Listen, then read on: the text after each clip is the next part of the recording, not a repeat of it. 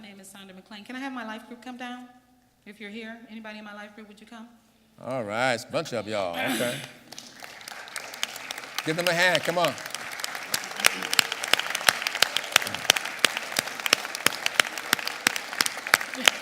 Wow. Hey. So I've been at the church since 1997. And when I came here, I came with the intention to serve. I came to serve because I was serving in a women's ministry, and I left that church and I came over here and I started serving. Amen. So the first thing I want you to understand is that serving is the most important. And ministering to people is also important. So what I did was I started opening up my life. So I started working closer with Bishop and Dory and Pastor Jeff and Jeff Hogan and all the elders and deacons. I worked closely with them. And when I say closely, I mean closely. And so I started serving that way because I retired and I decided that was going to be what I'm going to do, was start serving more at church. Then we started Discover. So when we started Discover, that meant I had the opportunity to start meeting more new people. As I started meeting more new people, I started having to put them in life groups because that's one of my administrative tasks, because I administrate several organizations at the church, several. So everybody's laughing because they know.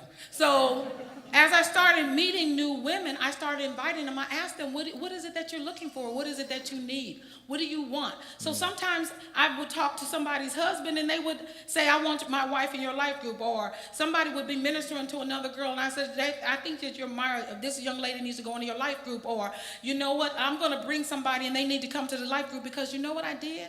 I started opening up my life. And as I opened up my life and talked about my molestation, Come on. and talked about being abused by men, and talked about,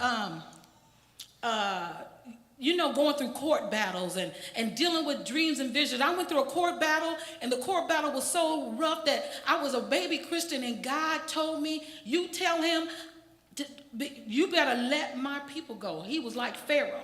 And if he did not let my people go, that the burning that was happening in his house would continue. So the Lord started giving me dreams and vision. And as you share with women of what's going on in your life, and how God will take your ashes and turn them into beauty, and he'll clothe you so when people look at you, you don't look like you've been burnt. It's like Shadrach, Meshach, and Abednego. You know what I'm saying? You can be in the fire, and there's a fourth one in there in the midst of you, and you don't see anything. And so as you minister to people and to women, and I get to know them, and some of them were uncomfortable talking about, I don't know about standing up there, Saundra. I'm not sure about that. I don't want to have to talk. I don't want to have to do anything. But these are powerful women of God, and they have done marvelous things, and we share and we love the Lord. And I just continue wanting them to meet new people, because see, what happens is we're a family. Yeah. And you know what? We need to act like this is our home. It really is our home. When somebody new comes to your home, how do you greet them? What do you say to them? How do you say, do you want a drink of water?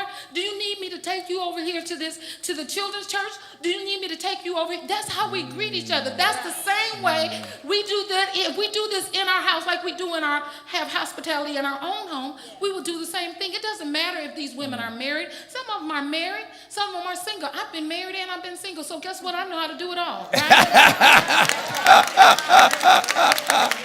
Just because I ain't dripping honey now don't mean I don't know about it.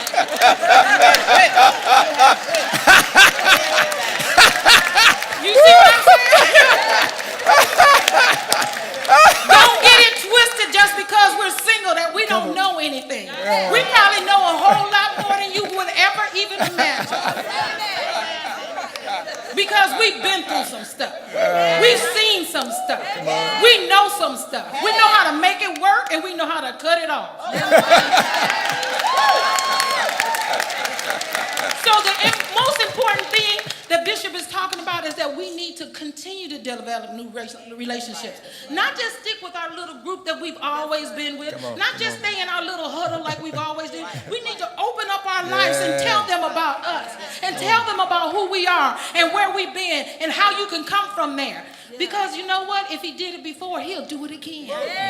Same God back then, same God right now. Whatever happened in the past is in the past. The best is yet to come. And I want all these ashes to turn into beauty. You don't have to be a female. You can be a man. There are men that go through things just like women go through things. They need to deal with broken relationships like we all do. Come on. But we all need an answer. So it doesn't matter if you're 15 or if you're 150. I bet you I have some answers for you, because you know my children in my natural life range for age 40, and my youngest one is 8. And I got a baby on the way. I say it's my baby. So you know what? There's nothing that God won't do. And there's nothing that he loves us all. And we just need to learn to treat this house like our personal house and minister to those that are around us. And that's what God wants for us. Amen. Thank you. Thank you. Thank you. Thank you. Wow. Thank you. Thank you. Come on. Thank you. Thank you so much, lady. Give them a hand.